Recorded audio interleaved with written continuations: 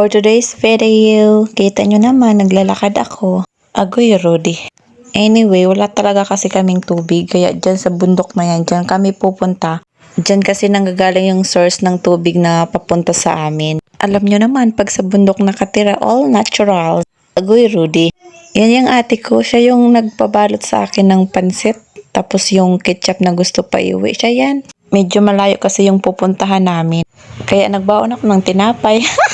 Dati sa ilog na yan, dyan kami naglalaba. Malaking ilog yan dati, tapos marami pang dumadaloy na tubig.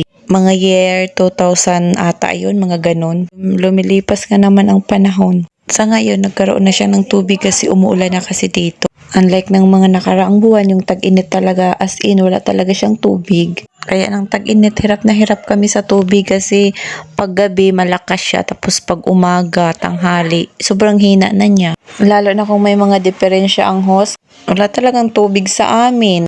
Kung walang tubig, edi may mga ngamoy. Agoy, Rudy. Gaya niyan, di ba oh? Halatang wala pa kaming ligo.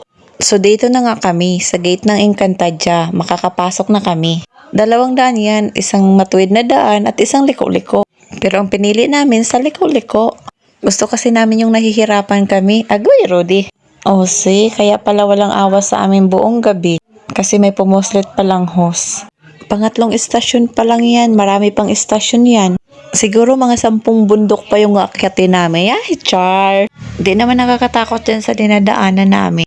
Kasi marami kami, kaya hindi nakakatakot. Pero kung ako lang mag-isa, Diyos ko dahil hindi na. Mga moy na ang lahat-lahat, hindi ako dyan pupunta. Agoy, Rudy. Pero sabi nila, matakot daw sa buhay, hindi sa patay.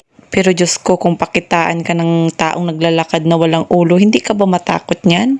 Agoy, Rudy. Medyo malapit na kami sa katotohanan.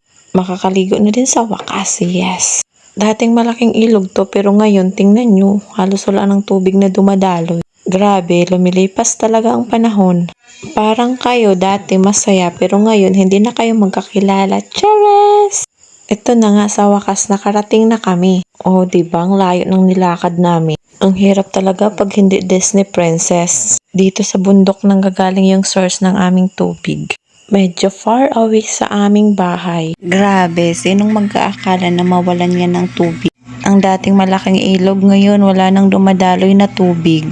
Tapos dati may bahay yan dyan, tapos tong lugar na to parang Malaparaiso ang style. Sus, ito naman si Inday Burikat. Grabe, sama-sama pa talaga. No, paano? Kaya mo? Kaya mo bang umakyat? Aba, nakayang umakyat. Oh, sige, ako naman ang videohan mong aakyat. Agoy, Rudy. Ang hirap ng buhay. Isang maling hakbang lang dyan, biyak yung ulo. Ay, success. So, ito na nga kami sa tuktok ng bundok. Charot! Ayan, ipakita ko sa inyo kung saan kami kumukuha ng tubig namin. O, diba? Pagdating sa amin, sterilize na yan sa sobrang layo. Agoy, Rudy. Alam ko yung iniisip nyo. Malinis yan. Natural water yan. Coming from the bukid. Agoy, Rudy. So, ito na. Pauwi na kami mga day. Diyos ko. Grabe ang pagod ko. Mga 100%. Ay, ang oy. Pero mas pinili kong bumalik dito sa probinsya at dito na lang mamuhay. Kasi sa Manila, Diyos ko dahil nakakapagod everyday. Yung routine mo sa buhay, bahay, trabaho. Tapos maaga kang gigising, babiyahe, makikipaghabulan ka sa mga sasakyan, hindi ka lang malate. O siya, see you on my next video. Bye-bye!